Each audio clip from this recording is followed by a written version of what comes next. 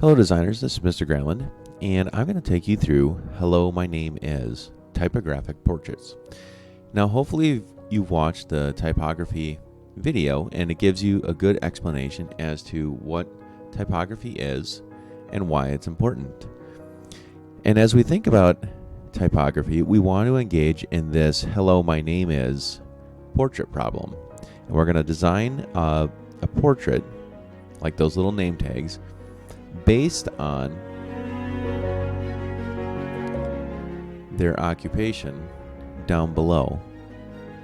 A specific personality is described in the areas below, right here. Visualize the character of the person described.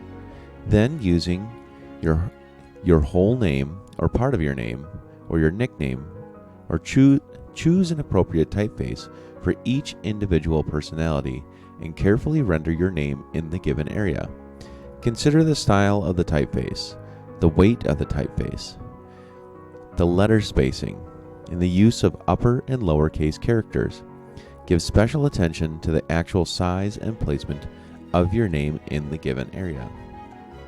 So for instance, if you're a chameleon, does that mean that the typeface is really thin and almost disappearing? Because chameleons can kind of blend in with their surroundings. That makes sense to me, so let's give it a try. So my first name is Josh here. And when I think about chameleons, I might take a look at online and find some pictures, but they're, this animal and they have that giant eye. They're kind of lizard-like, and they have these suction cup fingers with 3 toes on them, and they're kind of scaly, but then they also kind of disappear with their surroundings, kind of like this, I imagine. So I'm going to go ahead and start to write my name, and I'm going to incorporate some of these things about it. So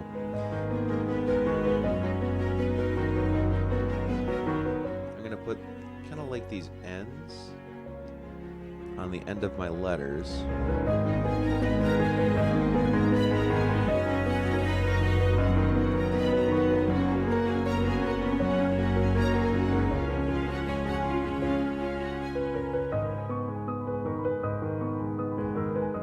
And to go with like a chameleon, I'm going to give it kind of like a texture.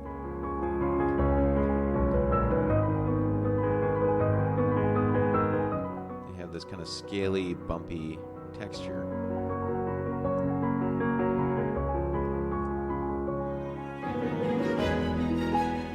I'm taking all of my ideas from a chameleon. So I'm getting these kind of rounded letter shapes from the idea of a chameleon. I'm going to take my O in my name.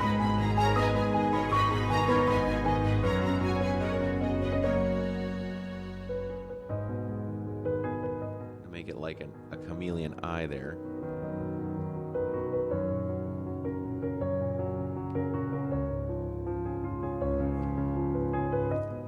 And I kind of have this rounded thing here, so I better do that again on the S.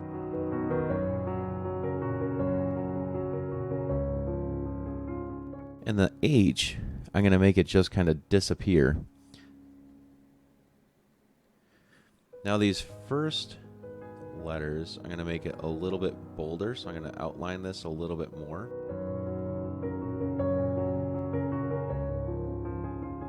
And now I have, going across here, it's really dark and heavy here, but then it kind of blends into the background here. Now the thing is I don't have much for a background. Now a chameleon blends in with its background, so I think I'm going to get some colors and color this in a little bit. Now right now I'm only sitting at about 5.5 minutes, and I've already finished one. And this is looking pretty good. So let's get some colors and then we'll finish this up.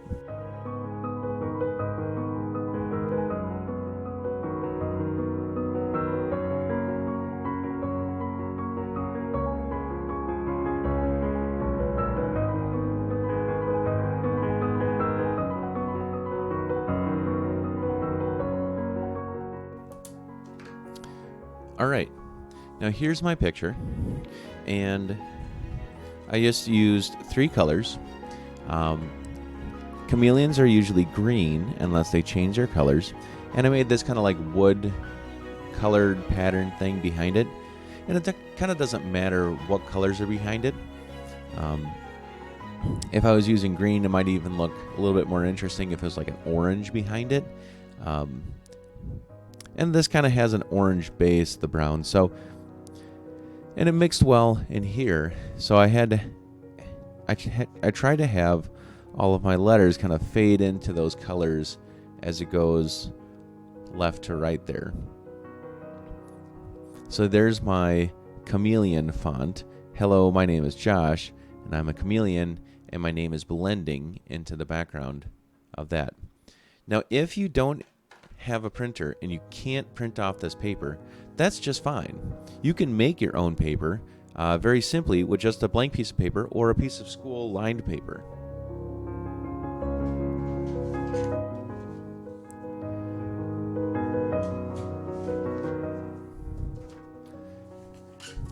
So all you have to do is pull this up on your phone or computer or whatever you're using so that you can see the different things that are on here. So chameleon, acrobat, amphibian, etc. I would also grab a ruler or make a ruler. I'm going to make a ruler by using another piece of paper. All we need is a straight edge. So I fold it in half and fold it in half again. And now I have my ruler.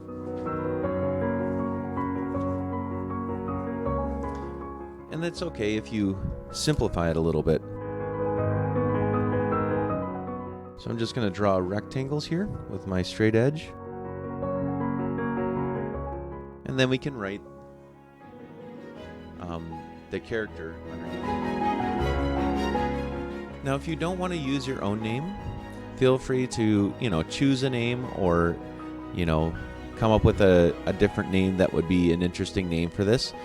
For instance, hello, my name is blank and I'm an amphibian. Maybe you use the name like Kermit the Frog, because frogs are amphibians. All right, so this is your formative piece. When you have finished this, then you're going to create a summative one, and that's going to be larger. So you're going to actually choose whichever your favorite one is, and you're going to do an even better rendering larger, so it takes up a full piece of paper.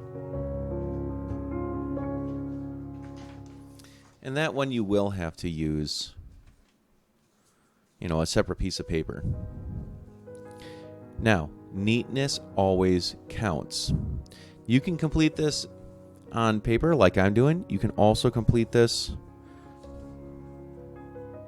on a program if you'd like. So if you have Photoshop or Illustrator or something like that on your phone or computer, feel free to do that.